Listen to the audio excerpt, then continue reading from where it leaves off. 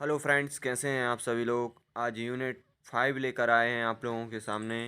आइए देखते हैं सरफेस केमिस्ट्री, जिसे हिंदी में कहते हैं पृष्ठ रसायन। ये क्लास 12th का लेसन है सरफेस केमिस्ट्री, जो कि आप लोगों के सामने लेकर आए हैं। सरफेस केमिस्ट्री 12th का ये चैप्टर है, आपका बहुत इम्पोर्टेंट है ये, जो कि आपका है 6 नंबर का आता है इसमें से, और बहुत इंटरेस्टिंग लेसन है ये आप लोगों का कक्षा 12 का। ओके, तो देखते हैं। आइए, सबसे पहले चैप्टर 5 है सरफेस केमिस्ट्री, अधिशोषण। पहला टॉपिक आपका कौन सा है? अधिशोषण, एडजॉर्प्शन।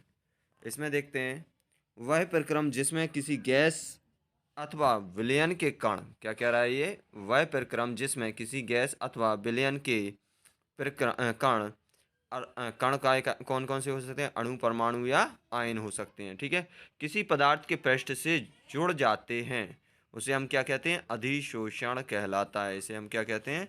अधिशोषण कहते हैं। इसके बाद अर्थात दूसरी परिभाषा देखते हैं इसी की। एक पदार्थ की सतह पर किसी अन्य पदार्थ के एकत्रित होने की घटना को हम क्या कहते हैं? अधिशोषण कहते हैं। ठीक है, इसके बाद अधिशोषण एक पृष्ठीय घटना है। यह ठोस अथवा द्रव पदार्थों की सतह पर उपस्थित असंतुलित आणविक बलों के कारण उत्पन्न होती है। असंतुलित आणविक बलों, असंतुलित मतलब जिनके बल, जिनके जो आबंध हैं वो संतुलित नहीं हैं। फॉर एग्जाम्पल में, यदि वम बम युक्त एक बंद पात्र में सिलिका जेल को रख दिया जाता है तो कुछ देर बाद वायु अपनी नमी को खो देती है, अर्थात वायु शुष्क हो जाती है, क्योंकि जल के अणु सिलिका जेल को क्या करते हैं? अधिशोषित करते हैं। क्या करते हैं? अधिशोषित करते हैं। अधिशोषित, अधिशोषक क्या कहलाता है? अधिशोषक ठोस अथवा द्रव्य जिसकी सतह पर अधिशोषण होता है उसे हम अधिशोषक कहते हैं, या फिर अधिशोषक कहलाता है। क्या कहलाता है अधिशोषक? ठोस अथवा द्रव्य जिसकी सतह पर अधिशोषण होता है उसे हम क्या कहते हैं? अधिशोषक कहलाता है। अब आती है बात अधिशोष्य। किसकी बात आती है? अधिशोष्य। जो पदार्थ अधिशोषक की सतह पर एकत्रित होते हैं अधिशोष्य कहलाते हैं। फॉर एग्जाम्पल में आपका है, अमोनिया गैस को सक्रिय चारकोल के संपर्क में रखने पर अमोनिया गैस सक्रिय चारकोल की सतह पर अधिशोषित हो जाती है। इस प्रक्रम में सक्रिय चारकोल अधिशोषक है जबकि अमोनिया गैस अधिशोष्य है। इसके बाद है विशोषण। विशोषण क्या कहलाता है? किसी अधिशोषण की सतह से अधिशोष्य को हटाने की प्रक्रिया को विशोषण कहते हैं। यह अधिशोषण के विपरीत प्रक्रिया है तथा ताप कम करने पर यह प्रक्रिया संपन्न होती है। ओके, तो अगला टॉपिक इसी में आता है आपका अधिशोषण ऊष्मा अथवा अधिशोषण की एंथैल्पी, हीट ऑफ एडजॉर्प्शन और एंथैल्पी ऑफ एडजॉर्प्शन। इसमें आप बात करते हैं हम, अधिशोषण एक ऊष्माक्षेपी प्रक्रम है। ऊष्माक्षेपी मतलब जो ऊष्मा को निकालती हैं, रिएक्शन मतलब जिनमें ऊष्मा प्राप्त होती है उसे हम क्या कहते हैं? ऊष्माक्षेपी प्रक्रम कहते हैं, ऊष्माक्षेपी कहते हैं। अर्थात बात करते हैं अधिशोषण प्रक्रम में, तो बात कर रहे थे हम आपसे, अधिशोषण एक ऊष्माक्षेपी प्रक्रम है, अर्थात अधिशोषण प्रक्रम में ऊष्मा का उत्सर्जन होता है। ठीक है, इसके बाद आते हैं अधिशोषण प्रक्रम में एक मूल अधिशोष्य की अधिशोष्य की अधिशोषण की सतह पर अब अधिशोषण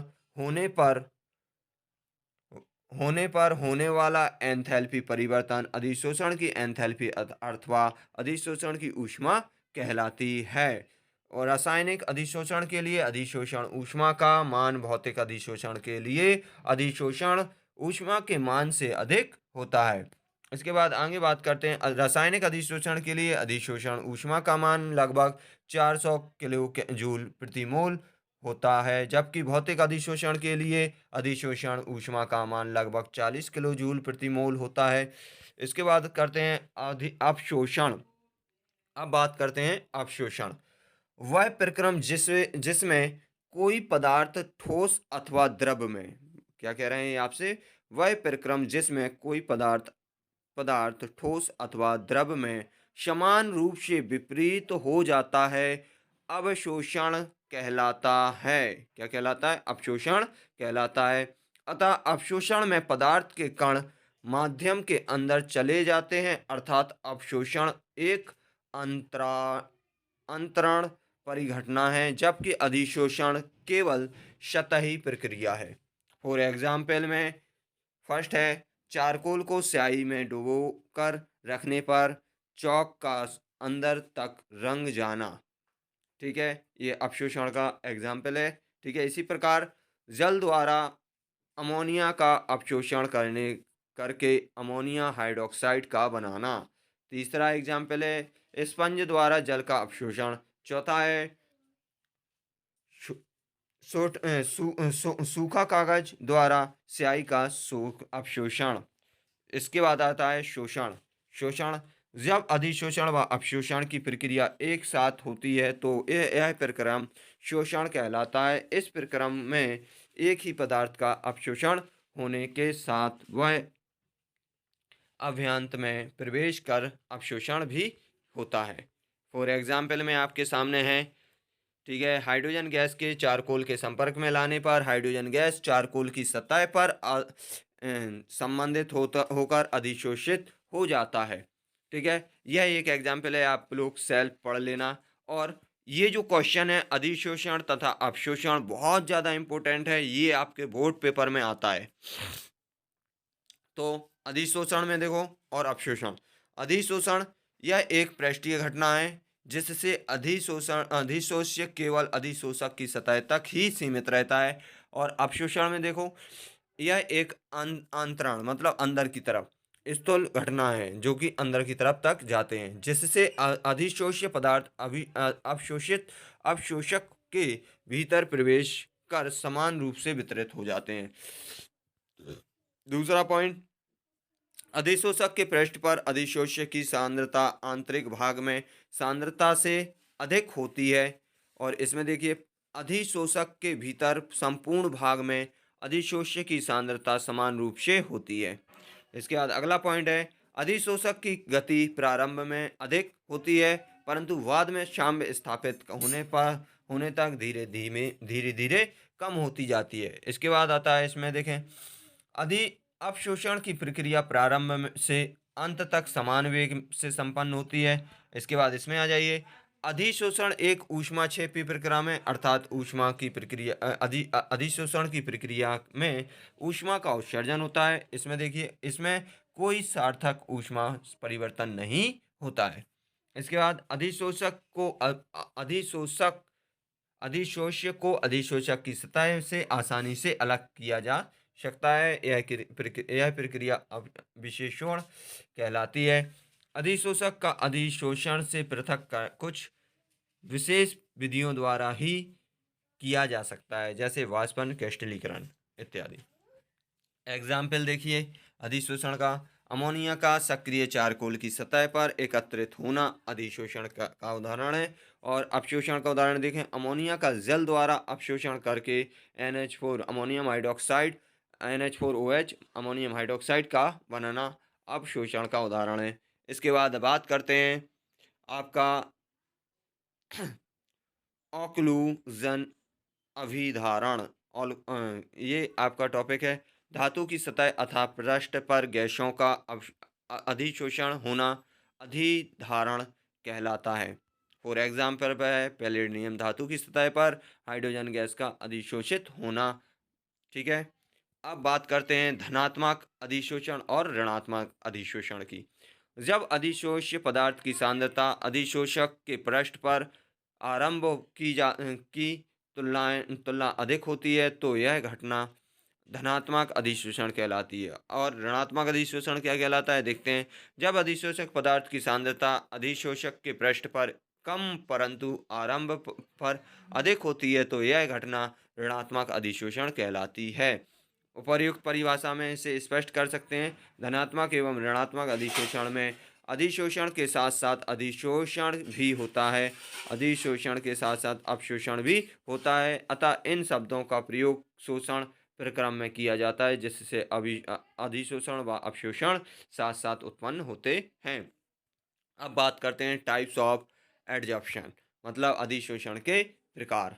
अधिशोषण के पृष्ठ पर अधिशोषण के अणुओं को बांधने वाले बलों की प्रकृति के आधार पर अधिशोषण को दो श्रेणियों में विभाजित किया गया है, भौतिक अधिशोषण और रासायनिक अधिशोषण। यह क्वेश्चन भी आपका बहुत ज़्यादा आता है। भौतिक अधिशोषण तथा रासायनिक अधिशोषण में अंतर आपका बहुत ज़्यादा पूछा जाता है, ठीक है। तो ये हम आपको बताने जा रहे हैं।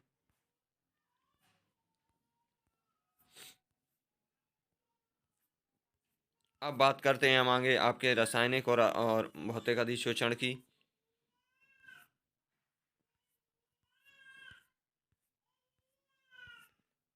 ये है, ठीक है। भौतिक अधिशोषण और रासायनिक अधिशोषण में अंतर देखते हैं। इस अधिशोषण में अधिशोषित तथा अधिशोषक अणुओं के मध्य दुर्बल वांडर वाल उपस्थित होते हैं। और इसमें देखिए रासायनिक अधिशोषण में अधिशोष्य व अधिशोषक अणुओं के मध्य प्रबल रासायनिक बंध उपस्थित होते हैं। इसके बाद भौतिक अधिशोषण अविशिष्ट प्रकृति का होता है। यह कैसा होता है, अविशिष्ट ये विशिष्ट प्रकृति का होता है, अत्यंत विशिष्ट प्रकृति का होता है रासायनिक अधिशोषण। इसके बाद बात करते हैं भौतिक अधिशोषण उत्कोणीय प्रकृति का होता है। ये रासायनिक अधिशोषण अनुत्कोणीय प्रकृति का होता है। उत्कोणीय मतलब जो दोनों तरफ अभिक्रिया अग्र दिशा और पश्चिम दिशा में हो सके, और अनुत्कोणीय अभिक्रिया जो एक ही दिशा में संपन्न होती है उसे अनुत्कोणीय अभिक्रिया कहते हैं। अब बात करते हैं भौतिक अधिशोषण के लिए अधिशोषण ऊष्मा का मान कम होता है, लगभग कितना होता है, 20 से 40 किलो जूल प्रति मोल होता है। और इसमें देखिए रासायनिक अधिशोषण के अधिशोषण ऊष्मा का मान 4000 किलो जूल प्रति मोल होता है। इसके बाद बात करते हैं भौतिक अधिशोषण बहुपर्तीय प्रकृति का होता है। इसमें आ जाइए रासायनिक अधिशोषण एक सिंगल पर्तीय प्रकृति का होता है। इसके बाद करते हैं भौतिक अधिशोषण के लिए निम्न सक्रिय ऊर्जा की आवश्यकता होती है। इसमें आइए रासायनिक अधिशोषण में उच्च सक्रिय ऊर्जा की आवश्यकता होती है। इसमें आ जाइए भौतिक अधिशोषण तापमान में वृद्धि करने पर भौतिक अधिशोषण का मान घट जाता है। इसमें आ जाइए तापमान में वृद्धि करने पर रासायनिक अधिशोषण का मान पहले से बढ़ जाता है, तत्पश्चात फिर धीरे धीरे अधिक वृद्धि करने से इसका मान में कमी आने लगती है। फॉर एग्जाम्पल में आपके सामने एग्जाम्पल है वायुमंडल की धूप का ऊनी कपड़ों पर जमा होना, और इस साइड आ जाइए निकेल की सतह पर हाइड्रोजन का अधिशोषण। इस प्रकार से ये तीन एग्जाम्पल हैं, वो आप देखिए। अब आती है बात ठोसों पर गैसों के अधिशोषण को प्रभावित करने वाले कारक। फर्स्ट है अधिशोषण का पृष्ठीय क्षेत्रफल, जो कि कारक हम आपको डिफाइन नहीं कर रहे हैं, आप लोग सेल्फ देखना है, ठीक है। पहला कारक हो गया। इसके बाद आ जाइए दूसरा कारक पे, कारक नंबर 2,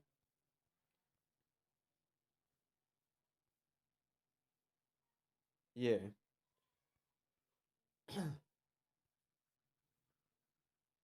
यहाँ से बात करते हैं। ये कारक के आपके फैक्टर चल रहे हैं, प्रभावित करने वाले कारक हैं ये, ठीक। उसके बाद ये रासायनिक अधिशोषण हो गया। अब बात करते हैं आपके कारकों के बाद,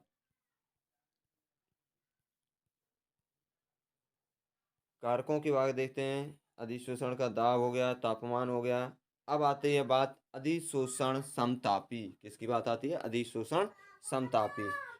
अधिशो तो अधिशोषण समतापी में देखते हैं स्थिर ताप पर अधिशोषित गैस के दाब P तथा अधिशोषण की मात्रा x/m के मध्य खींचा गया वक्र अर्थात संबंध अधिशोषण समतापी कहलाता है। अधिशोषण की मात्रा x/m में x बराबर अधिशोष्य की मात्रा m अधिशोषक पदार्थ की मात्रा है। अधिशोषण समतापी मुख्यतः दो प्रकार के होते हैं। फर्स्ट है फ्रेंडलिक अधिशोषण समतापी और लैंगुमर अधिशोषण समतापी। फ्रेंडलिक अधिशोषण समतापी स्थिर ताप पर अधिशोषक के प्रति एक इकाई द्रव्यमान पर, क्या कह रहा है, प्रति इकाई द्रव्यमान पर अधिशोषित गैस की मात्रा तथा शाम्ब दाब के मध्य संबंध को व्यक्त करने के लिए फ्रैंकलैंड ने एक अनुभवी समीकरण प्रस्तुत किया जिसे फ्रेंडलिक अधिशोषण समतापी कहा जाता है। इसे निम्न प्रकार से व्यक्त करते हैं: x upon m equal to K P की पावर 1/n, जहाँ आप लोग देख सकते हो x बराबर अधिशोषित गैस का द्रव्यमान, स्मॉल m बराबर अधिशोषक का द्रव्यमान, p बराबर साम्यावस्था में गैस का दाब। ठीक है, इस प्रकार से ये आपका है मान। अब आगे बात करते हैं इनके ग्राफ की। ग्राफ देखते हैं, ये ग्राफ देखिएगा। ठीक है, इसमें हायर प्रेशर और स्टेनलेस प्रेशर उपयुक्त ग्राफ में है। ठीक है, अब बात करते हैं आगे PS संतृप्त दाब। ठीक है, अब बात करते हैं निम्न दाब पर क्या होगा। निम्न दाब पर हर एक लगभग सीधा रेखा में होगा। ठीक है, जो कि आपके इस प्रकार से होगा। उच्च दाब पर x/m बराबर k। ठीक, माध्यमिक दाब पर, इसके बाद ये डेरिवेशन है फ्रैंकलिक अधिशोषण समतापी में। हमें जानते हैं कि x/m equal to K P 1 की पावर 1/n, इसे समीकरण नंबर 1 दे दिया। समीकरण में दोनों लॉग लेने पर log x/m equal to log K into P की पावर 1/2, इसे समीकरण नंबर 2 दे दिया। अब इसे अलग अलग कर दिया, के साथ लॉग अलग कर दिया और पी के साथ अलग लॉग कर दिया, इसे समीकरण नंबर 3 दे दिया। लॉग x/n, इसमें अब दोनों में क्या कर दिया, लॉग ले समीकरण नंबर से 4 कर दिया। ठीक है, अब बात करते हैं लॉग के प्लस लॉग के समीकरण नंबर 4। अब समीकरण 4 की तुलना y equal to mx plus C से करने पर अब इससे जो ग्राफ प्राप्त हो रहा है, ये ग्राफ प्राप्त हो रहा है आपके सामने। अब बात करते हैं, ये टॉपिक यहीं पे समाप्त होता है। अब बात करते हैं उत्प्रेरक कैटालाइज। रासायनिक अभिक्रिया की दर अभिकारकों की सांद्रता, तापमान तथा उत्प्रेरक की उपस्थिति द्वारा प्रभावित होती है। वे पदार्थ जो स्वयं अभिक्रिया में भाग नहीं लेते हैं किंतु अपनी उपस्थिति से अभिक्रिया के वेग को प्रभावित करते हैं, उत्प्रेरक कहलाते हैं। मतलब जो रेट ऑफ रिएक्शन को बढ़ा दे या फिर घटा दे, उसे हम क्या कहते हैं, उत्प्रेरक कहते हैं। अर्थात तथा इस घटना को उत्प्रेरण कहते हैं। इस घटना को क्या कहते हैं, उत्प्रेरण कहते हैं। अब बात करते हैं आगे।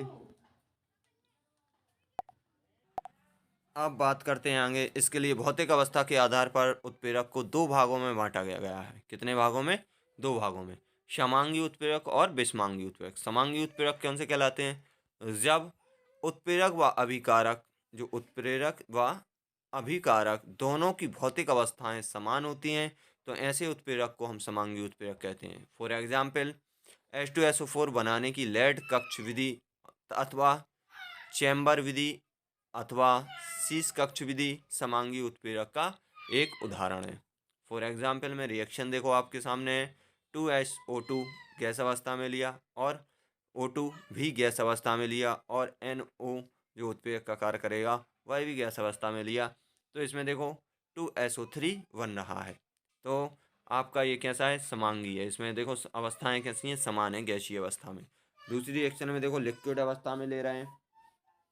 अब बात करते हैं विषमांगी उत्प्रेरक की। किसकी, विषमांगी उत्प्रेरक की। जब अभिकारक तथा उत्प्रेरक की भौतिक अवस्थाएं भिन्न भिन्न होती हैं, तो ऐसे उत्प्रेरक को हम विषमांगी उत्प्रेरण कहते हैं।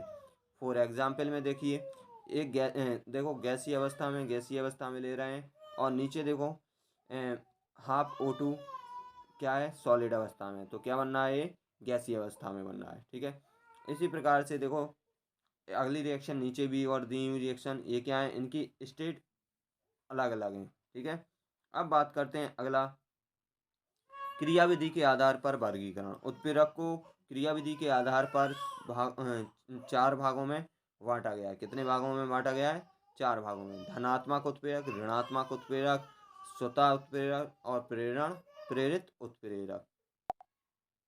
बात करते हैं पहला, धनात्मक उत्प्रेरण। वे पदार्थ जो अभिक्रिया की दर अथवा वेग को बढ़ा देते हैं धनात्मक उत्प्रेरक कहलाते हैं। यह घटना धनात्मक उत्प्रेरक की उत्प्रेरणा कहलाती है। इसका एग्जाम्पल सेल्फ देखना, ठीक है। पोटेशियम क्लोराइड को अपन क्या कर रहे हैं, MnO2 उत्प्रेरक की उपस्थिति में गर्म करते हैं तो KCl प्लस ऑक्सीजन की प्राप्ति होती है। दूसरा एग्जाम्पल है अमोनिया बनाने की हैबर विधि, धनात्मक उत्प्रेरक का उदाहरण है, ठीक है। इसके बाद लेड कक्ष विधि, ये भी धनात्मक उत्प्रेरक का उदाहरण है। ओस्टवाल्ड विधि, ये भी धनात्मक उत्प्रेरक का उदाहरण है। अब बात करते हैं ऋणात्मक उत्प्रेरक। जब उत्प्रेरक की उपस्थिति में अभिक्रिया की दर अथवा वेग मंद हो जाता है तो ऐसी उत्प्रेरक ऋणात्मक उत्प्रेरक कहलाता है। इस घटना को ऋणात्मक उत्प्रेरक कहते हैं। फॉर एग्जाम्पल क्लोरोफॉर्म के संरक्षण हेतु इसमें अल्प मात्रा में 1% एथिल एल्कोहल मिला दिया जाता है, ठीक है, जो कि क्लोरोफॉर्म से फॉस्जीन गैस बनने की अभिक्रिया की दर को धीमा कर देता है। फॉर एग्जाम्पल में रिएक्शन आपके सामने है। अब बात करते हैं दूसरा एग्जाम्पल है, ये आप सेल्फ देखिए। तीसरी बात करते हैं हम आपसे स्वतः उत्प्रेरण की बात करते हैं। जब किसी रासायनिक अभिक्रिया से प्राप्त कोई भी उत्पाद उसी अभिक्रिया की दर को बढ़ाता है तो उसे स्वतः उत्प्रेरक कहते हैं। क्या कहते हैं, स्वतः वो बढ़ाता चला जाए तो उसे हम क्या कहते हैं, स्वतः उत्प्रेरक कहते हैं। तथा उस उत्पाद को स्वतः उत्प्रेरक कहा जाता है। बात करते हैं एग्जाम्पल की। एग्जाम्पल आप लोग सेल्फ देखते जाइए क्योंकि थोड़ा सा समय बचाने के लिए एग्जाम्पल हम आपको नहीं बता रहे हैं, ठीक है। तो एग्जाम्पल आप सेल्फ देखते जाइए। आगे बात करते हैं, और आप लोगों के लिए नोट्स बहुत कीमती हैं, आप लोग लिख सकते हो, आप लोग वीडियो डाउनलोड करके भी लिख सकते हो, ठीक है। और चैनल को लाइक और सब्सक्राइब ज़रूर करें, कमेंट्स ज़रूर करें। अगर इस प्रकार की आपको वीडियो की आवश्यकता है तो आप लोग पहले बताते जाएं। आगे बात करते हैं चौथा, प्रेरित उत्प्रेरक। किसकी बात करते हैं अब हम, चौथे की प्रेरक उत्प्रेरक की बात करते हैं। ओके, तो प्रेरित उत्प्रेरक में क्या होता है, जब एक रासायनिक अभिक्रिया दूसरी रासायनिक अभिक्रिया के लिए उत्प्रेरक का कार्य करती है, अर्थात उसकी दर में वृद्धि करती है, तो इस घटना को प्रेरित उत्प्रेरण कहते हैं। एग्जाम्पल है आपका सोडियम सल्फाइड, ठीक है। और ये आपका एग्जाम्पल है, ये एग्जाम्पल आप लोग सेल्फ देखिए, ठीक है। अब बात करते हैं वर्धक। वर्धक किसे कहते हैं, वर्धक प्रोमोटर्स। वर्धक किसे कहते हैं, प्रमोटर्स किसे कहते हैं, ठीक है। बात करते हैं प्रमोटर्स की। वे पदार्थ जो स्वयं अभिक्रिया के लिए उत्प्रेरक नहीं होते हैं किंतु अपनी उपस्थिति से उत्प्रेरक की सक्रियता को बढ़ा देते हैं, उत्प्रेरक वर्धक कहलाते हैं, ठीक है। मतलब वर्धक मतलब उसकी अभिक्रिया की जो उत्प्रेरक है उसकी क्रिया को बढ़ा देते हैं, या फिर मंद कर देंगे या फिर बढ़ा देंगे या फिर उसमें रुकावट डाल देंगे, ठीक। फॉर एग्जाम्पल है आपका मॉलिब्डेनम है आपका एक उत्प्रेरक, ठीक है, जो वर्धक का कार्य करता है, ठीक है। एग्जाम्पल आपके सामने दिए हुए हैं, आप देखिएगा एग्जाम्पल आपको पसंद आएंगे। पहला एग्जाम्पल, दूसरा एग्जाम्पल, ठीक है। वाटर गैस, सिनगैस जिसे हम कहते हैं। अब बात करते हैं उत्प्रेरक विष, कैटालाइज पॉइजन। वे पदार्थ जो स्वयं उत्प्रेरक नहीं होते हैं परंतु अपनी उपस्थिति से उत्प्रेरक की सक्रियता को नष्ट कर देते हैं, उत्प्रेरक विष कहलाते हैं। जैसे फॉर एग्जाम्पल आर्सेनिक के यौगिक। कौन से, आर्सेनिक के यौगिक, ठीक है। अब बात करते हैं आगे, ये रिएक्शन है, आप लोग देख लीजिएगा एग्जाम्पल की। ये रिएक्शन है, ये रिएक्शन आप लोगों को हम तेज़ी के साथ इसलिए आगे बढ़ा रहे हैं ताकि आपका समय बच सके, आप लोग इसे देख सकें। ओके, अब बात करते हैं उत्प्रेरकों की विशेषताएं। उत्प्रेरक की मात्रा तथा उसका रासायनिक संगठन संपूर्ण अभिक्रिया के दौरान अपरिवर्तित रहता है। दूसरा पॉइंट, साधारण उत्प्रेरक की अति सूक्ष्म मात्रा अभिक्रिया को उत्प्रेरक करने के लिए पर्याप्त रहती है। तीसरा पॉइंट, उत्प्रेरक सामान्यतः किसी अभिक्रिया को प्रारंभ नहीं करते हैं, वे केवल रासायनिक अभिक्रियाओं के वेग को प्रभावित करते हैं, ठीक है। अब बात करते हैं चौथे पॉइंट की। उत्प्रेरक की क्रिया अथवा प्रकृति विशिष्ट होती है, अर्थात किसी एक रस अभिक्रिया में प्रयुक्त उत्प्रेरक को अन्य अभिक्रियाओं में उत्प्रेरक की भांति प्रयोग नहीं किया जा सकता है। फॉर एग्जाम्पल आपके सामने दिया हुआ है। अब बात करते हैं अगले पाँचवें पॉइंट की। उत्प्रेरक उत्कीर्ण अभिक्रियाओं की साम्य अवस्था को परिवर्तन नहीं करते हैं क्योंकि उत्प्रेरक अग्र और एवं पश्चिम दोनों अभिक्रियाओं के वेग को समान रूप से प्रभावित करते हैं, जिससे साम्य स्थिरांक का मान अपरिवर्तित रहता है। अब बात करते हैं हम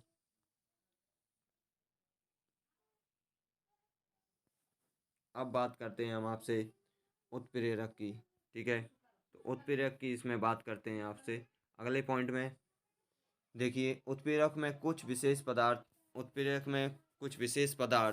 क्या कह रहे हैं ये, उत्प्रेरक में कुछ विशेष पदार्थ मिलाए जाने पर वे उत्प्रेरक की सक्रियता को बढ़ा देते हैं। ऐसे पदार्थ वर्धक कहलाते हैं, जबकि जो पदार्थ उत्प्रेरक की सक्रियता को घटा देते हैं उत्प्रेरक विष कहलाते हैं। उदाहरण आपके सामने दिया हुआ है, एक उदाहरण, दो उदाहरण, ये नोट हैं, ये नोट आप लोग सेल पढ़ लेना। ओके, आगे बढ़ते हैं। उत्प्रेरक की क्रियाविधि। उत्प्रेरक सक्रियण ऊर्जा के मान में परिवर्तन करके अभिक्रिया के वेग को परिवर्तित कर देती है। उत्प्रेरक की क्रिया विधि को स्पष्ट करने के लिए निम्नलिखित दो सिद्धांत प्रस्तुत किए गए हैं। फर्स्ट है माध्यमिक यौगिक सिद्धांत, जो कि ज़्यादा इम्पोर्टेंट नहीं है, तो आप लोग इसे सेल्फ पढ़ना और लिख लेना। ओके, इसके बाद आगे बात करते हैं हम आप लोगों से, तो आगे बात करते हैं। ठीक इस प्रकार से ये आपके आगे बढ़ते हुए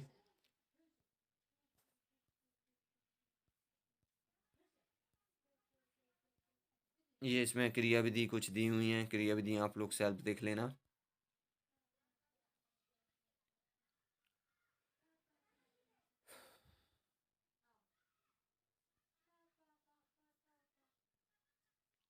इस यूनिट में पूरी यूनिट आपको कवर करा रहे हैं इस वीडियो में, और वीडियो जहाँ तक है जितनी शॉर्ट हो जाए उतनी शॉर्ट करने के लिए सोच रहे हैं हम। ठीक है, अब बात करते हैं सक्रिय केंद्र की बात करते हैं। अब किसकी बात करते हैं हम, सक्रिय केंद्र की बात। किसी ठोस उत्प्रेरक का संपूर्ण पृष्ठ उत्प्रेरक प्रक्रिया के लिए सक्रिय नहीं होता है। पृष्ठ पर अभिक्रिया केवल कुछ निश्चित बिंदुओं अथवा केंद्रकों पर होती है। ये बिंदु अथवा केंद्रक अपनी विशेष सक्रियता के कारण सक्रिय केंद्रक कहलाते हैं। सक्रिय केंद्रक मुख्यतः उत्प्रेरक के कोनों पर उत्प्रेरक में उपस्थित द्वारों के साथ साथ उत्प्रेरक की सतह पर भी पाए जाते हैं।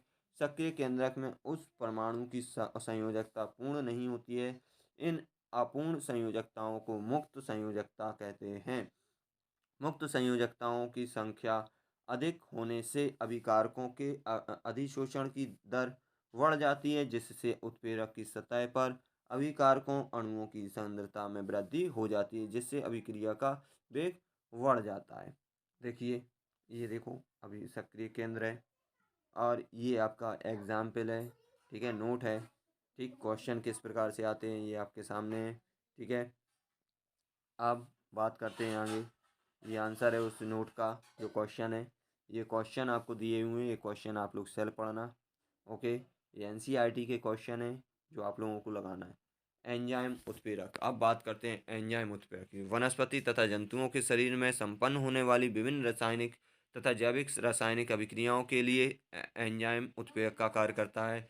इन रासायनिक अभिक्रियाओं को एंजाइम उत्प्रेरक को अंतर्गत रखा जाता है। एंजाइम उच्च अणुभार वाले नाइट्रोजन युक्त जटिल कार्बनिक यौगिक अर्थात प्रोटीन होते हैं, जो केवल जीवित कोशिकाओं में उत्पन्न होते हैं। चूंकि वे केवल जैव रसायन अभिक्रिया को उत्प्रेरक करते हैं, जिस कारण ये जैव उत्प्रेरक कहलाते हैं। फॉर एग्जाम्पल, सुक्रोज को अपन जल के साथ अभिक्रिया कराते हैं इन्वर्टेज एंजाइम की उपस्थिति में, तो ग्लूकोज और फ्रक्टोज में कन्वर्ट हो जाता है। सेकेंड एग्जाम्पल भी दिया हुआ है। अब अगला क्वेश्चन इसमें आपको नोट में दिया हुआ है। ये नोट आप लोगों को सेल्फ पढ़ना है ताकि आप लोगों का समय बच सके। अब बात करते हैं आगे। चैनल को ज़रूर सब्सक्राइब कर लें, इसके द्वारा आपको बहुत सी वीडियो आपको ताकि प्राप्त होती रहें समय समय पर। ठीक है, ये आपके कुछ एग्जाम्पल हैं, इनके लिए आप सेल्फ पढ़ते चलें। ठीक है, थोड़ा सा। अब एंजाइम उत्प्रेरक की विशेषताएं आप लोग सेल्फ पढ़ लेना। एंजाइम जीवित कोशिकाओं से उत्पन्न होते हैं तथा रासायनिक रूप से ये प्रोटीन होते हैं। ठीक है, जैसे कह सकते हैं all enzyme are protein but not enzyme is protein. ठीक है, अब बात करते हैं आगे एंजाइम उत्प्रेरक की क्रियाविधि। एंजाइम उत्प्रेरण की क्रियाविधि।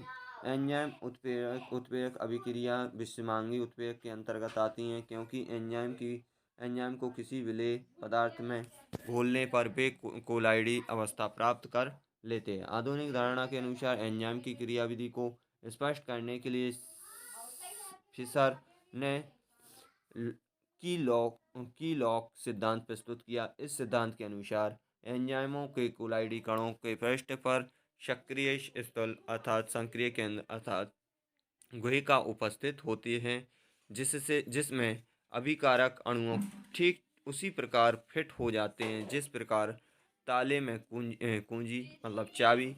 अतः सर्वप्रथम एंजाइम ई अभिकारक से अभिक्रिया करके सक्रिय संकरण बनाते हैं, जो अतः उत्पाद तथा एंजाइम में विभक्त हो जाते हैं। इस प्रकार प्राप्त एंजाइम पुनः अभिकारक से क्रिया करते हैं। यह प्रक्रम लगातार चलता रहता है, जिससे अभिक्रिया के वेग में वृद्धि हो जाती है। एंजाइम की क्रियाविधि को हम निम्न पदों में स्पष्ट कर सकते हैं। फर्स्ट, एंजाइम और दूसरा सबस्टेंस को मिलाया, एंजाइम सबस्टेंस कॉम्प्लेक्स बना।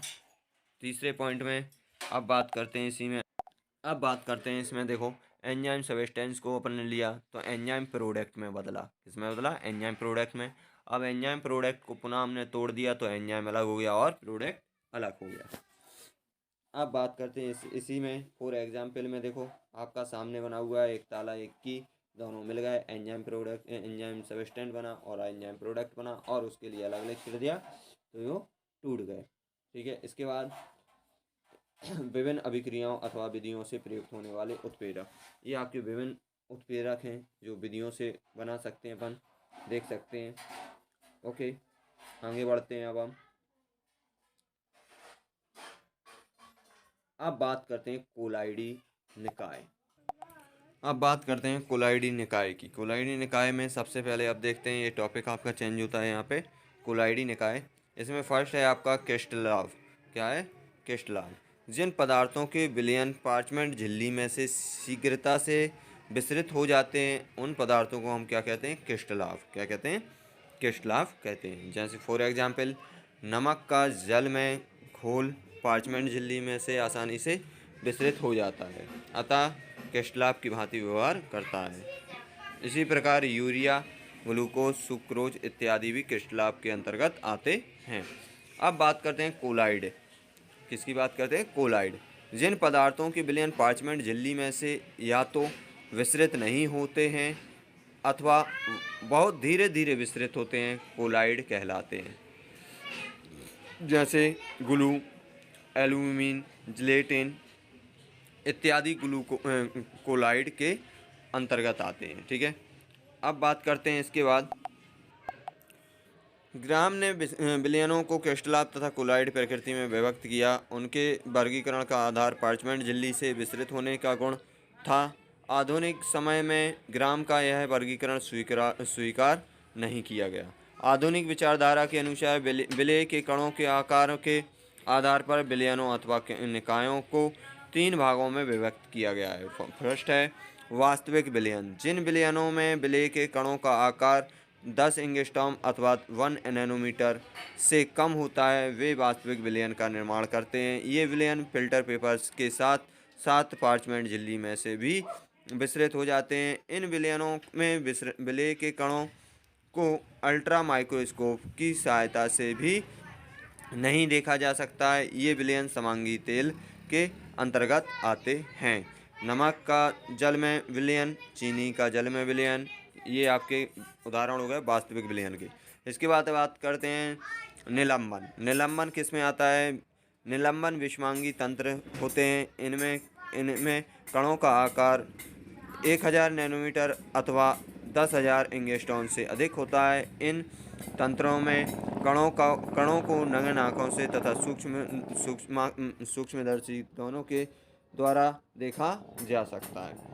निलंबन साधारण फिल्टर पेपर अथवा पार्चमेंट झिल्ली दोनों में से किसी के आर पार नहीं निकल पाते हैं, विसरण नहीं हो पाते। अर्थात आपका है उदाहरण, मिट्टी के कणों को जल में डालकर तेज हिला देने पर निलंबन की प्राप्ति होती है।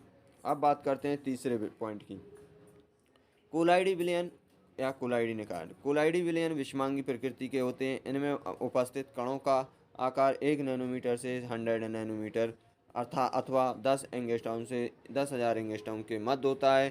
कोलाइडी तंत्र में उपस्थित कणों को नेत्रों द्वारा नहीं देखा जा सकता है, परंतु अल्ट्रा माइक्रोस्कोप की सहायता से कोलाइडी कणों को देखा जा सकता है। कोलाइडी विलयन साधारण फिल्टर पेपर से विसरित हो जाते हैं, परंतु पार्चमेंट झिल्ली पेपर से विसरित नहीं होते हैं। For example sulphur salt, gold salt, इस प्रकार की आपके एग्जाम्पल दिए हुए हैं। अब आगे बढ़ते हैं। कोलाइडी तंत्रों के प्रकार। कोलाइडी तंत्र विषमांगी प्रकृति के होते हैं तथा इनमें निम्न दो प्रकार परावस्था होती हैं, परिक्षेप परावस्था और परिक्षेपण माध्यम।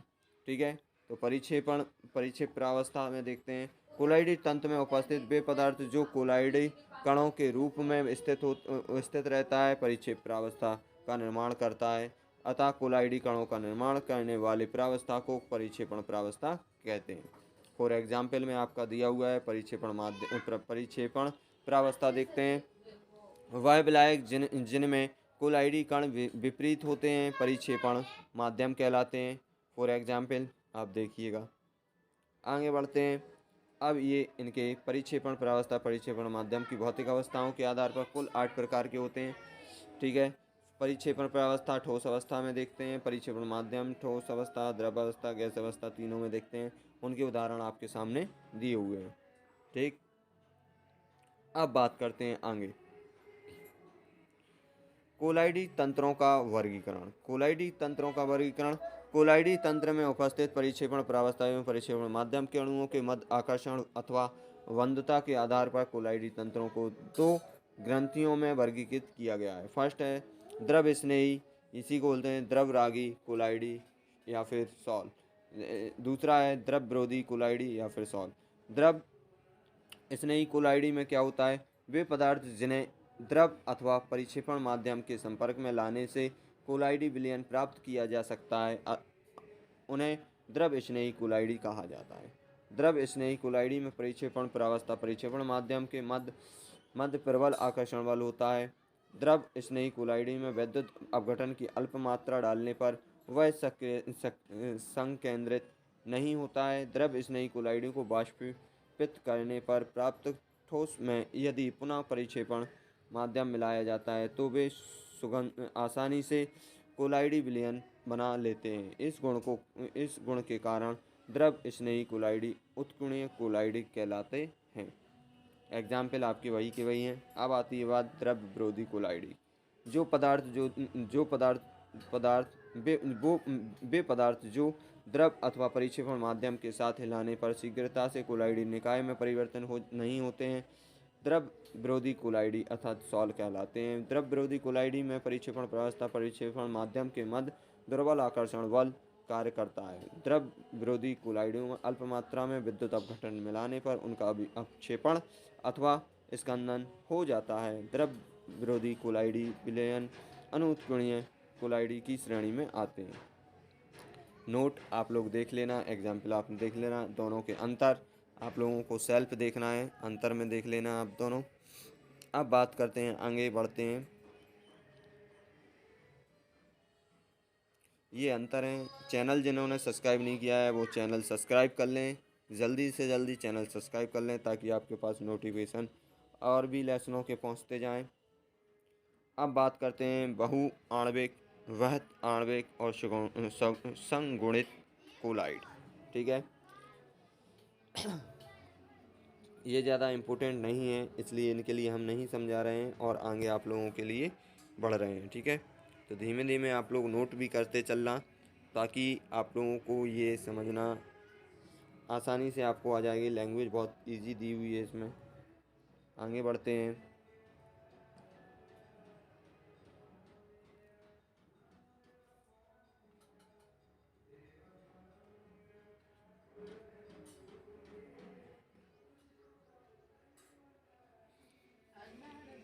अब बात करते हैं कोलाइडी विलयन अथवा सॉल के निर्माण की विधियाँ। फर्स्ट है इसमें द्रव स्नेही सॉल के निर्माण की विधि। द्रव स्नेही पदार्थ परिक्षेपण माध्यम के संपर्क में आने पर शीघ्रता से कोलाइडी निकाय में परिवर्तित हो जाते हैं। अतः द्रव स्नेही कोलाइड विलयन अथवा सॉल बनाने के लिए उपर्युक्त परिक्षेपण माध्यम का चुनाव करके उसमें द्रव स्नेही पदार्थ मिलाता है, जिससे द्रव स्नेही कोलाइडी सॉल का निर्माण हो जाता है। फॉर एग्जाम्पल दूसरा मेथड है द्रव विरोधी कोलाइड। द्रव विरोधी कोलाइड में देखते हैं, द्रव विरोधी पदार्थ परिक्षेपण माध्यम के संपर्क में आने पर आसानी से कोलाइडी निकाय का निर्माण नहीं करते हैं, अतः द्रव विरोधी कोलाइडी को बनाने के लिए विशेष विधियां प्रयुक्त की जाती हैं। इन विधियों को दो श्रेणियों में बांटा है। फर्स्ट है परिक्षेपण विधि और संघनन विधि, दूसरी है संघनन विधि। फर्स्ट है परिक्षेपण विधि। इन विधियों में परिक्षेपण माध्यम की उपस्थिति में बड़े आकार के कणों को विभक्त करके कोलाइडी विलयन बनाए जाते हैं। इन विधियों के द्वारा प्राप्त कोलाइडी विलयनों को विभिन्न स्थायी कारक पदार्थों के द्वारा स्थिर किया जा सकता है। दूसरा है कुछ महत्वपूर्ण परिक्षेपण विधियां देखते हैं। यांत्रिक परिक्षेपण विधि, विद्युत अपक्षेपण विधि और पेप्टिकरण। ये बहुत ज़्यादा इंपॉर्टेंट है, ये टॉपिक आपके बोर्ड में आते हैं। पेप्टिकरण आपका बहुत ज़्यादा आता है, जो कि आपके लिए आगे हम बताने वाले। यांत्रिक परिक्षेपण विधि, इस विधि में पदार्थ के कणों को तोड़कर कोलाइडी कणों के आकार में लेने के लिए जिस यंत्र का प्रयोग करते हैं उसे कोलाइडी मील कहते हैं। इस मील से स्टील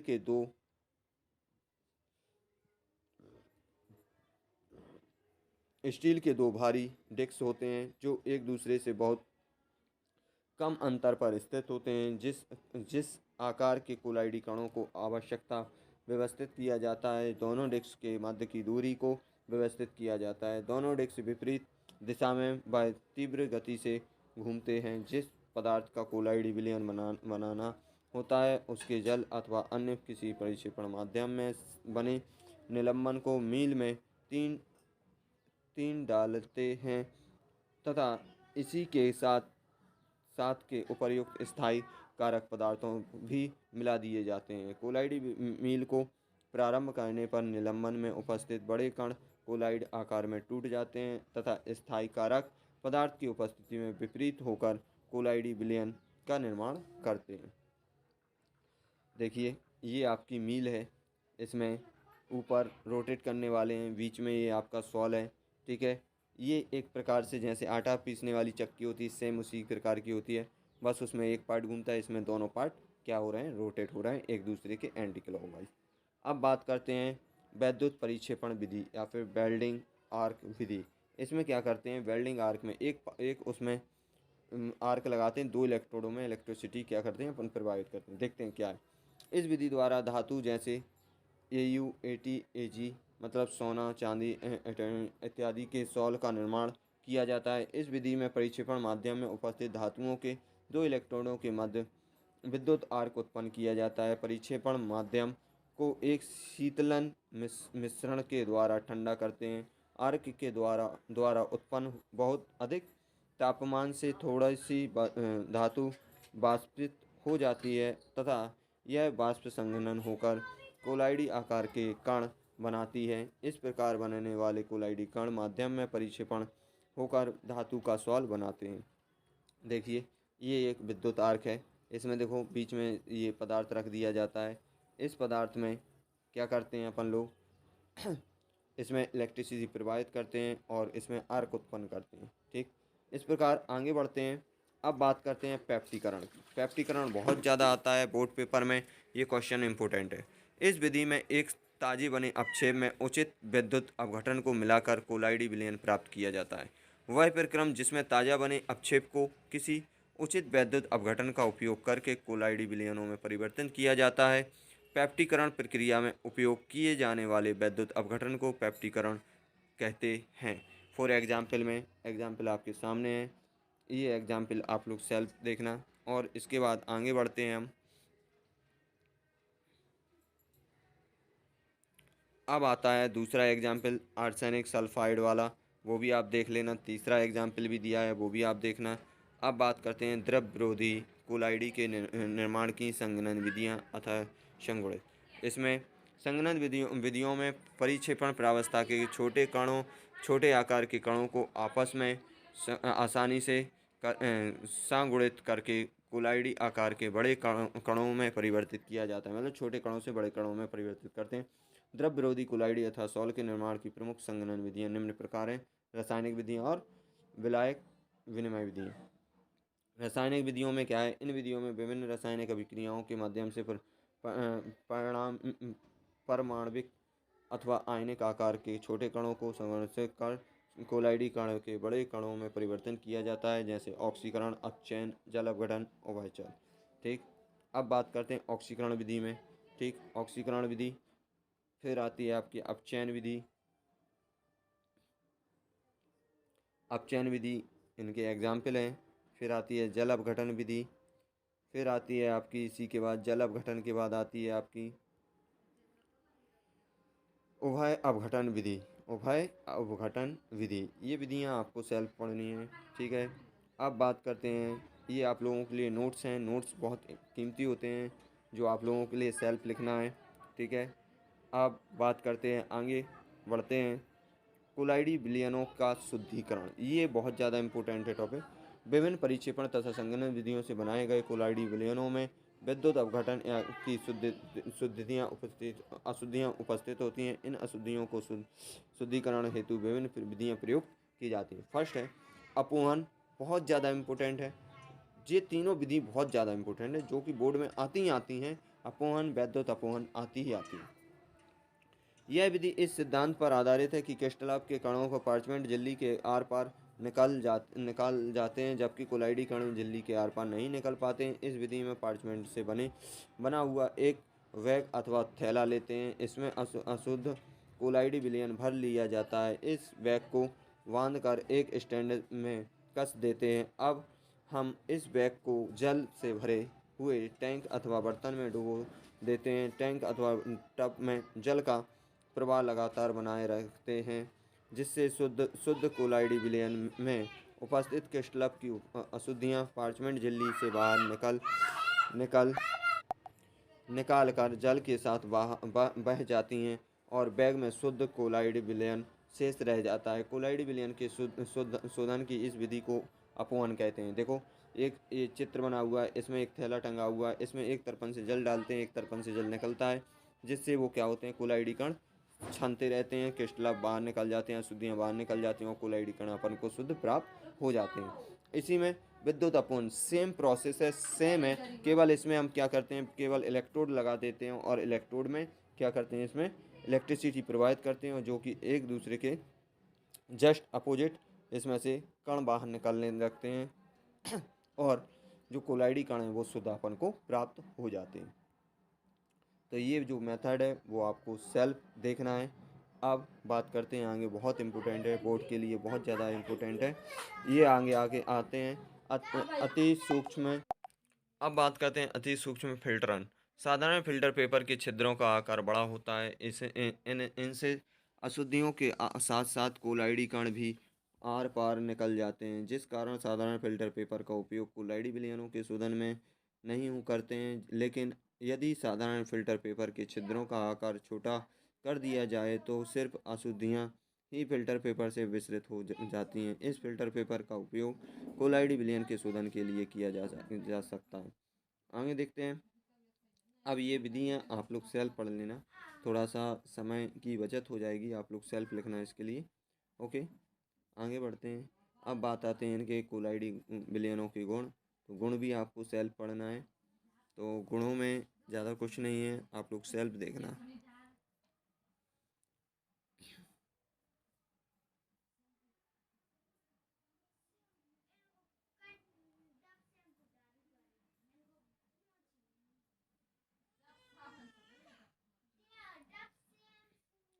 अब बात करते हैं टिंडल प्रभाव। बहुत ज़्यादा आता है टिंडल प्रभाव, आपका आता ही आता है पेपरों में। ये क्या कहलाता है, अंधेरे में रखे कोलाइडी विलयनों में जब तीव्र प्रकाश पुंज को प्रभावित किया जाता है तो इन किरणों का मार्ग नीले रंग के प्रकाश द्वारा दिखाई देता है। इस घटना को टिंडल प्रभाव कहते हैं तथा दिखाई पड़ने वाले पथ अथवा मार्ग को टिंडल शंकु कहा जाता है, क्योंकि इस घटना को खोज टिंडल नामक वैज्ञानिक ने की थी, 1869 में की थी। टिंडल प्रभाव कोलाइडी कणों को द्वारा प्रकाश के प्रकीर्णन से उत्पन्न होता है। कोलाइडी कणों का आकार बड़ा होने के कारण ये प्रकाश को प्रकीर्णित कर पाते हैं तथा प्रकीर्णित प्रकाश का तरंगदैर्ध्य प्रकाश दृश्य प्रकाश तथा परावैंगनी प्रकाश की तुलनीय में होता है, जिस कारण चमकते हुए कोलाइडी कण दिखाई पड़ जाते हैं। ये देखो आपका टिंडल का चित्र है, आपके सामने ये चित्र बना हुआ है। ठीक है, इसे हम टिंडल प्रभाव कहते हैं। ये शंकु के आकार का होता है। ठीक है, अब बात करते हैं, आगे बढ़ते हैं। ब्राउनी गति, जो झिकझिक मौसम में जो गति होती है उसे हम ब्राउनी, लगातार निरंतर टेढ़ी मेढ़ी गति को हम क्या कहते हैं? ब्राउनी गति कहते हैं। इसके लिए ब्राउन साहब ने दिया हुआ था। ठीक है, बहुत ज़्यादा इम्पोर्टेंट है, ये भी बोर्ड पेपर में आता ही आता है। ये देखो टेढ़ी मेढ़ी गति दिखा रहे हैं आपको। अब बात करते हैं, इसके बाद आगे बढ़ते हैं। ये आपके कुछ नोट्स हैं, ये क्वेश्चन हैं, ये क्वेश्चन आप लोगों को सेल्फ पढ़ना है। इन क्वेश्चनों के साथ साथ आप लोग पढ़ते जाना। ठीक, और एग्जाम्पल हैं। अब आगे बात करते हैं। देखो, धनाभिषिक्त सॉल्व, ये आप लोगों को लिए ऋणाभित सॉल्व देख लीजिएगा, नोट कर लेना अच्छे से। ठीक है, आपके ये नोट्स के काम आएंगे। अब बात करते हैं कोलाइडी कणों का पर उपस्थित आवेश की उत्पत्ति की व्याख्या। ये भी आप लोगों को लिए सेल्फ देखना है, लिखना है, नोट्स बनाना है। ठीक है, अब बात करते हैं, आगे बढ़ते हैं। ये क्वेश्चन है, ये आपके एग्जाम्पल हैं। एग्जाम्पल आप लोग सेल्फ देखो।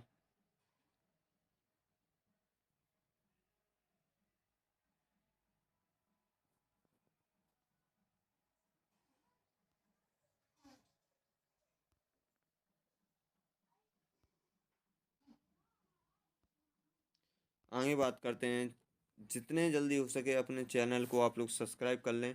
वैद्युत कण संचलन बहुत ज़्यादा इंपॉर्टेंट है, ये टॉपिक आता ही आता है आपके पेपर में। ठीक है, कोलाइडी कणों पर एक निश्चित प्रकार का आवेश उपस्थित रहता है, जिस कारण जब कोलाइडी विलयनों को विद्युत क्षेत्र में रखा जाता है तो कोलाइडी कण अपने आवेश के विपरीत इलेक्ट्रोड की ओर गति करने लगते हैं। अर्थात यदि कोलाइडी कण धनावेशित होते हैं तो वे ऋण प्लेट और कैथोड की ओर गति करते हैं, और यदि कोलाइडी कण ऋणावेशित हो जाते हैं तो धन प्लेट अर्थात एनोड की ओर गति करने लगते हैं। कोलाइडी कणों के विद्युत क्षेत्र में गति करने की घटना को विद्युत कण संचलन कहा जाता है। विद्युत कण संचलन की सहायता से कोलाइडी कणों पर आवेश ज्ञात किया जाता है। इस घटना में प्रयुक्त उपकरण निम्न है।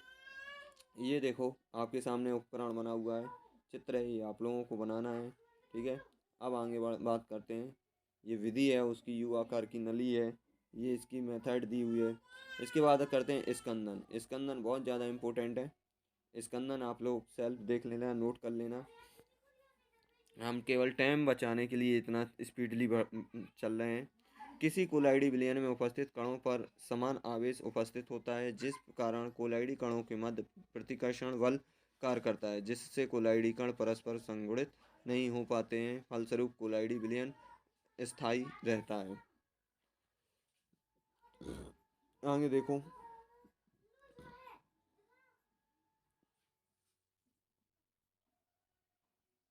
साधारण स्कंदन है, फिर वैद्युत स्कंदन है, पारस्परिक स्कंदन है, और फिर इसके बाद एग्जाम्पल है इसके। अब आता है हार्डी सोल्जे का नियम, बहुत ज़्यादा इम्पोर्टेंट है। किसी विद्युत अपघटन की स्कंदन क्षमता को स्पष्ट करने के लिए हार्डी सोल्जे ने एक नियम प्रतिपादित किया, जिसे हार्डी सोल्जे का नियम कहते हैं। इस नियम के अनुसार किसी कोलाइडी विलयन के स्कंदन में विद्युत अपघटन का वह भाग अथवा आयन प्रभाव होता है जिस पर उपस्थित आवेश कोलाइडी कण पर उपस्थित आवेश के विपरीत होता है। दूसरा पॉइंट है, विद्युत अपघटन की स्कंदन क्षमता स्कंदन करने वाले आयनों की संयोजकता के समानुपाती होता है। अब बात करते हैं एग्जाम्पल की। ये एग्जाम्पल है, ये एग्जाम्पल आप लोगों को सेल्फ पढ़ना है। अब बात करते हैं रक्षी कोलाइडी, बहुत ज़्यादा इंपॉर्टेंट है। द्रव विरोधी कोलाइडों में अल्प मात्रा में विद्युत अपघट्य डालने पर उसका स्कंदन हो जाता है, जबकि द्रव स्नेही कोलाइडों में अल्प मात्रा में विद्युत अपघटन मिलाने से उसका स्कंदन नहीं होता है। ठीक है, अब बात करते हैं आगे रक्षी कोलाइड की। ये डेफिनेशन है, वो आप लोग देख लीजिएगा।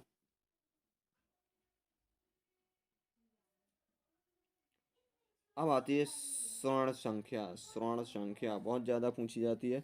द्रव स्नेही कोलाइडी की mg में वह मात्रा जो 10 ml मानक गोल्ड सॉल का 10% NaCl विलयन में के 1 ml से होने वाली स्कंदन से रक्षा करती है, उस द्रव स्नेही कोलाइडी का स्वर्ण संख्या कहलाती है। ये जिलेटिन का है, हीमोग्लोबिन, ग्लोबिन, इस प्रकार से ये आपके एग्जाम्पल दिए हुए हैं। अब बात करते हैं आगे उड्डयनमान। उड्डयनमान उड्डयनमान क्या कहलाता है? किसी विद्युत अवघट की स्कंदन क्षमता को उड्डयनमान के रूप में व्यक्त किया जाता है। इसे हम निम्न प्रकार परिभाषित कर सकते हैं। किसी सॉल के स्कंदन के लिए विद्युत अवघटन की आवश्यकता न्यूनतम सांद्रता में मोल प्रति लीटर में को उस विद्युत अपघटन का फ्लो कोलेशन मान या फिर उड्डयन मान कहा जाता है। अब बात करते हैं कोलाइडों के अनुप्रयोग आप लोग सेल्फ देखना। अनुप्रयोग में आपका आता है नदियों के डेल्टा का बनना, बहुत ज़्यादा इंपॉर्टेंट है, ये बोर्ड में आता ही आता है। ठीक है, इसके बाद बात करते हैं आगे धुआं का क्षेपण। अनुप्रयोग हैं ये सब आपके रबड़ उद्योग में, ये सब अब क्या है उपयोग अनुप्रयोग है। पायास इमल्सन, जब परिक्षेपण माध्यम व परिक्षेपण प्रावस्था दोनों ही द्रव हों तो इन दोनों प्रावस्थाओं से बने कोलाइडी विलयन को पायास कहा जाता है। अब पायास के प्रकार, जल में तेल प्रकार का पायास, तेल में जल प्रकार का पायास। अब बात करते हैं पायास का निर्माण कैसे होता है। पायास का निर्माण देखिए, एक क्वेश्चन आता है साबुन की निर्मलन प्रक्रिया को समझाइए। ये बहुत ज़्यादा पूछा जाता है साबुन की प्रक्रिया, ये क्वेश्चन आता ही आता है आप लोगों का, बहुत उच्च है ये आने वाला क्वेश्चन है जो आपका साबुनीकरण के रूप में आता है, बहुत ज़्यादा पूछा जाता है। तो ये आप लोगों को देखना है, इसे अच्छे से पढ़ना है। द्रव स्नेही भाग और द्रव विरोधी भाग दोनों इसमें दिए हुए हैं, अच्छे से इसकी क्रिया विधि दी हुई है, आप लोगों को सेल्फ देखना है। मिसेल्स इसी में आपको लोगों को मिल जाएगा। ये देखो मिसेल्स, ये आ गया मिसेल्स, ये आपका मिसेल्स है जो आपको पूछा जाता है, बहुत ज़्यादा इम्पोर्टेंट है, अच्छा टॉपिक है।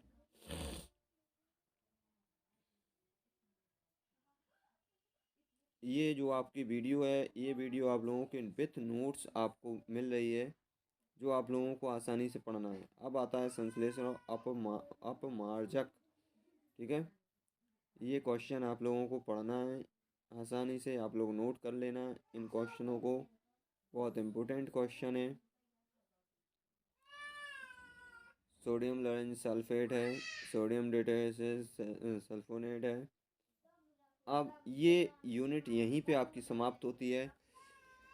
उम्मीद है सभी मित्रों को, सभी छात्रों को ये वीडियो बहुत बहुत पसंद आई होगी। ये वीडियो आपकी विथ नोट्स है, आप लोगों के लिए नोट्स के साथ ये वीडियो हमने बनाई हुई है जो कि आप लोगों के लिए बहुत ज़्यादा इम्पोर्टेंट है। इससे पहले अपन लोग साबुन के ऋणात्मक भाग से जो मिसेल्स बनता है उसे हम समझाते हैं।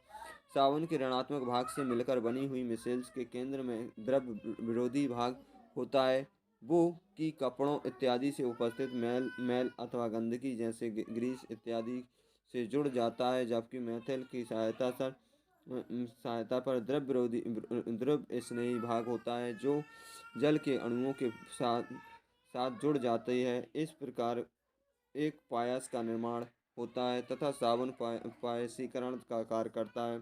साबुन के इस पायसी कारक गुण के कारण साबुन की निर्मल प्रक्रिया संभव हो पाती है। अब बात करते हैं इसके चित्र की। देखो देखो COO भाग जो ऋणात्मक भाग है वो किस तरफ है, बाहर की तरफ है। ऋणात्मक भाग किस तरफ है, बाहर की तरफ है। और आपका सोडियम वाला भाग किस तरफ है, धनात्मक भाग केंद्र की ओर है। उसी को हम बोलते हैं मिसेल्स का वर्णना। क्या बोलते हैं इसे हम, मिसेल्स का वर्णना। ओके, तो ये इम्पोर्टेंट है, बहुत ज़्यादा टॉपिक है।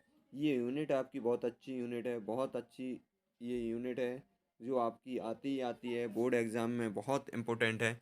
उम्मीद है सभी छात्रों को विथ नोट्स ये वीडियो आपको पसंद आई होगी और आप लोग इन नोट्सों के माध्यम से अपने 5वीं यूनिट के नोट्स आप लोग बना सकते हो। ये पृष्ठ रसायन वाली यूनिट है जो आप लोग अपनी यूनिट बना सकते हो। ये आप लोग चैनल को सब्सक्राइब ज़रूर कर लें, ताकि एक मोटिवेशनल एनर्जी प्राप्त होती है हम लोगों के लिए। और आप लोग लाइक कमेंट्स ज़रूर करके बताएं कि वीडियो के लिए कैसा, आपको वीडियो अच्छी लगी या नहीं लगी। और ये वीडियो आपको, अगर आपको पसंद आई हो तो कमेंट्स बॉक्स में ज़रूर लिख के वो बताएं कि आपको वीडियो इसी प्रकार की विथ नोट्स आपको दें वीडियो या नहीं दें। ओके, थैंक यू, धन्यवाद।